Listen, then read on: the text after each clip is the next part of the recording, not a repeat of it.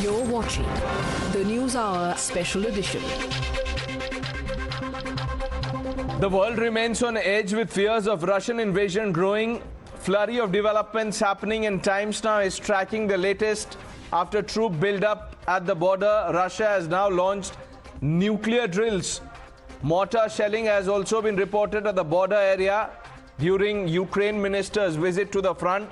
With situation remaining tense, US has once again warned of sanctions against Moscow if it decides to go ahead with invasion.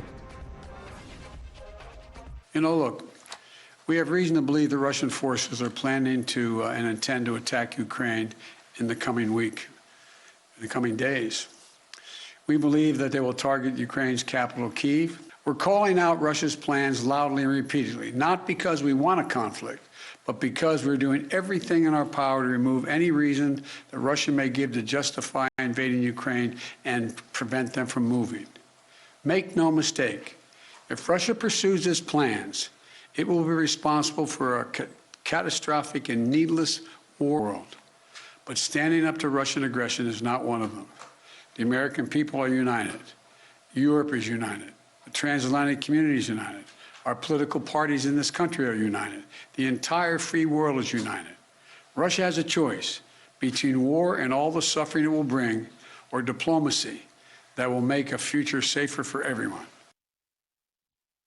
I can say with absolute certainty, if Russia further invades Ukraine, the United States, together with our allies and partners, will impose significant and unprecedented economic costs. Make no mistake, the imposition of these sweeping and coordinated measures will inflict great damage on those who must be held accountable. And we will not stop with economic measures. We will further reinforce our NATO allies on the eastern flank. In fact, together, we have already taken steps to strengthen our deterrence and collective defense.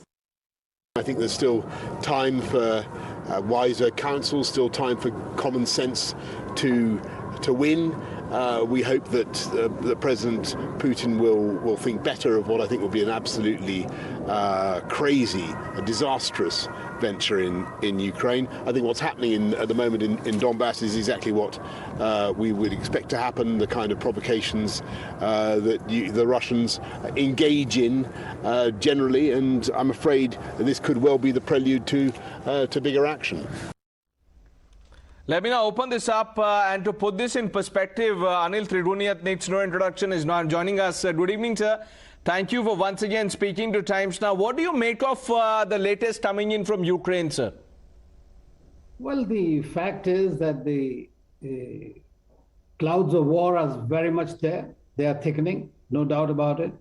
But at the same time, if you were to look at it in a historical perspective, it is also very clearly the kind of playbooks that are being written and played out both by the United States and the West and the Russians.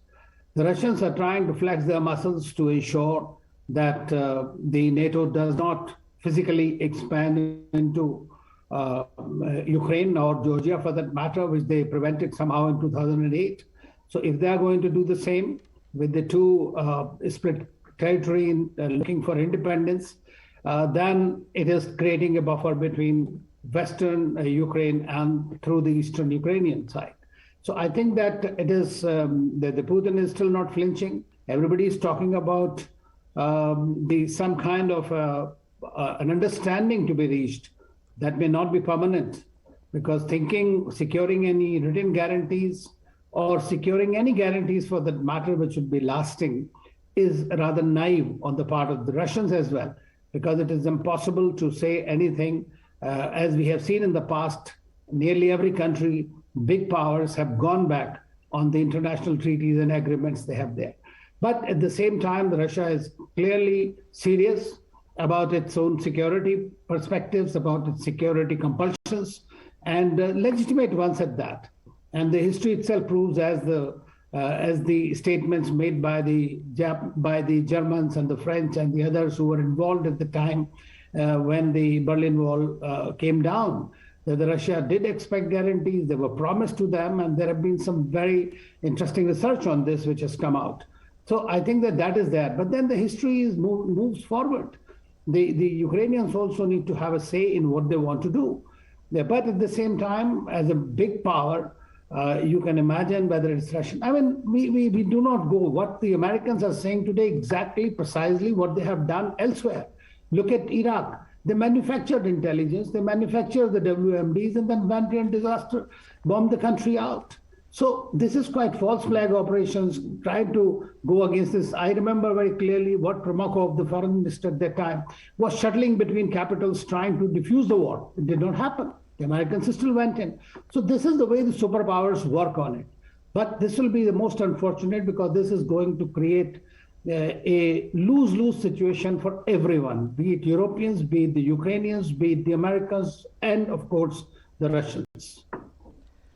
I'll tell you what Ukraine has said. Ukraine wants, Zelensky has said that Ukraine wants clear time frame for NATO membership. So while you are saying the clouds of war, they are thickening, they're looming over us, how should statements like these be read? Well, obviously, I mean, Ukraine does want that and they have been given to understand. Of course, it did not happen because they also applied for a membership for quite some time now. And as the German chancellor said in the press conference that it was not on the horizon right now. So if that be the case, then there could be some kind of an understanding that can be reached. And I believe that Secretary Blinken and Foreign Minister Lavrov are going to meet on 24th. And so at least for next 2-3 days, we might see that there could be a possibility of some kind of an understanding. But then obviously both sides have to come down from the high horse and these inflexible positions. I mean, that is not possible in today's world unless, and if they really want to go to a war, that is going to be destructive for everyone. Of course, Ukraine is becoming a fodder in the bargain. This crisis is not between Russia and Ukraine. This is a crisis between the two superpowers, basically one hyperpower and another superpower, for creating its own spheres of influence. Fodder in bargain, that's interesting. My final question, sir, and I need a short comment on this. In fact, we are completely out of time, but thank you indeed, Mr. Trigunayat, for joining us and putting this in context for our viewers on Times Now. A short break.